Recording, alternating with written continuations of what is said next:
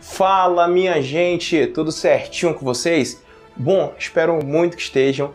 Para quem não me conhece, eu me chamo Valbert Bittar, sou fisiologista do exercício, fundador e diretor clínico da FAO Personal, empresa esta que tem como objetivo em ajudar aos idosos a serem mais autônomos, mais fisicamente independentes, para que tenham de fato mais saúde e liberdade, para que possam aí viver suas vidas de forma mais ativa e segura, longe aí das incapacidades que os assolam. E nesse nosso segundo bate-papo de uma série que eu vou estender até 3, onde já teve um primeiro encontro desse que, caso você ainda não tenha visto, eu aconselho fortemente a assisti-lo antes de assistir esse e o próximo encontro, para que você possa assistir na sequência correta e ter o melhor entendimento desse assunto que estamos abordando.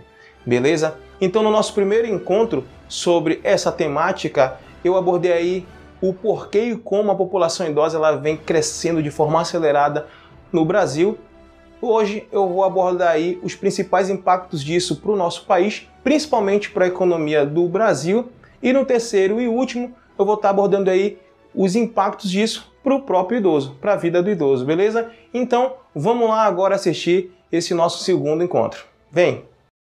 Estou aqui de novo dentro do mesmo site que eu acessei no nosso primeiro encontro, que é o site de projeção do IBGE, em que traz para a gente aí dados demográficos da população brasileira. Então eu estou aqui para a gente ver esse último gráfico desse site aqui, que é esse gráfico aqui, ó, onde está escrito Brasil, e embaixo razão de dependência jovens e idosos. Então vamos saber o que isso significa?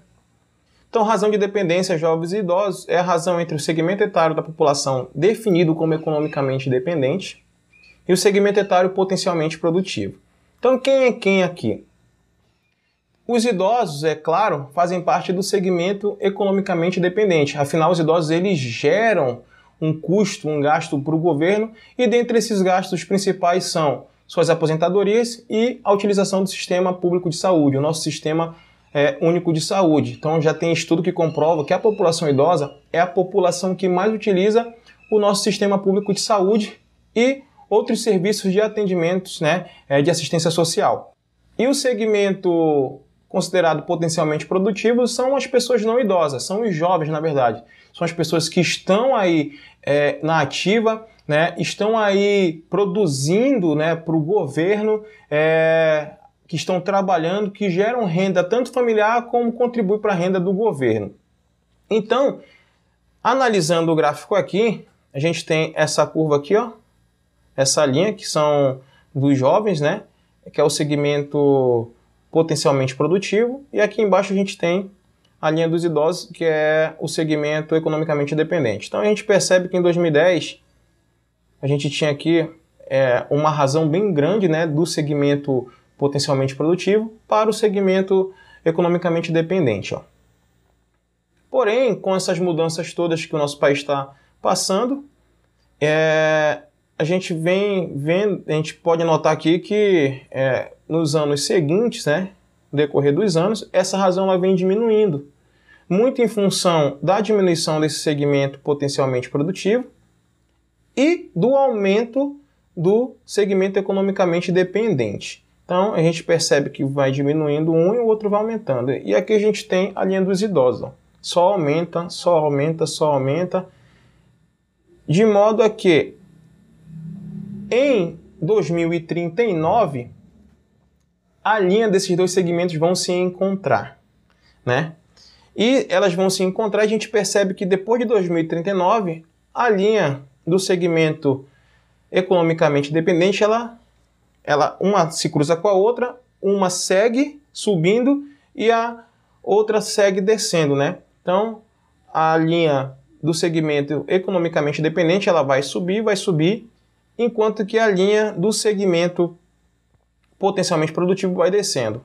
E aí a gente tem aqui uma inversão dessa razão entre os segmentos, ou seja, a gente vai ter aí um número maior de pessoas que geram gasto para o país, do que de pessoas que geram aí renda para o país, ajudam aí nessa renda economicamente falando para o país. E aí a gente não precisa ser nenhum expert em economia, em contabilidade ou áreas afins para saber que em qualquer empreendimento ou até nas nossas finanças pessoais, a gente não pode ter um gasto maior que o nosso lucro, né? E com o governo isso não é diferente. O governo já se mobilizou em relação a isso, aprovando aí a tão conhecida reforma da Previdência. Então a reforma da Previdência ela aumenta, né, alguns anos de contribuição daquele público mais velho, né, para tentar estar ganhando tempo aí, para tentar equilibrar essa balança econômica entre os segmentos. Porém, ao meu ver, essa medida do governo em aprovar a reforma é uma medida genérica porque ela foca em estar resolvendo um dos dois principais problemas, né, que são os principais gastos que os idosos geram para o governo, né, e não foca em resolver a causa que, na verdade, geram esses problemas. Então, a gente tem aqui um governo muito mais preocupado com a economia do que com a saúde dos idosos, porque os idosos eles geram também gasto, e muito gasto, com a utilização do sistema público de saúde por serem uma população bastante acometida por doenças crônicas degenerativas.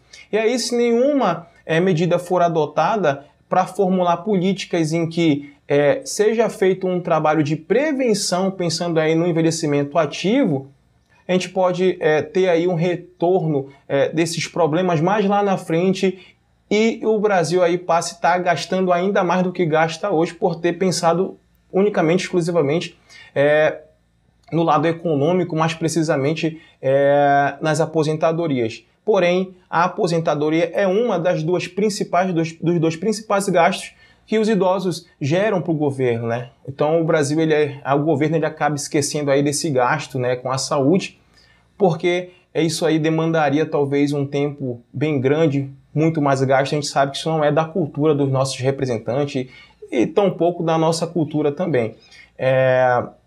Então o governo ele talvez esteja muito mais preocupado com a economia do que com a saúde de fato dos idosos. E aí eu já entro no nosso terceiro encontro, né, para o nosso terceiro bate-papo, em que eu vou estar apresentando aí os principais impactos disso para a população idosa. Então, os impactos aqui para o Brasil, para a economia mais precisamente do nosso país, são esses, né? Que é essa diferença entre os segmentos, o segmento potencialmente produtivo, né, para o segmento economicamente dependente, né? E aí, a gente agora vai se ver lá no nosso próximo encontro para abordar aí os impactos disso para os próprios idosos, para fechar com essa temática, beleza? Então, minha gente, eu agradeço bastante por vocês estarem acompanhando a gente. E não esquecem que esses vídeos eles estão aí nas nossas redes sociais, tanto na minha como nas redes sociais da FAO, ou seja, Instagram, Facebook e nossos canais do YouTube. Então vocês podem acessar em qualquer um deles. E não esquece de dar aquele like, isso ajuda bastante no nosso feedback, né? Feedback de vocês para com nós. De comentar algo, seja para acrescentar ou para tirar alguma dúvida, fazer alguma pergunta. E também marcar e compartilhar com aquelas pessoas que seja interessante ver isso também. Beleza? Então eu vou ficando por aqui e até a próxima.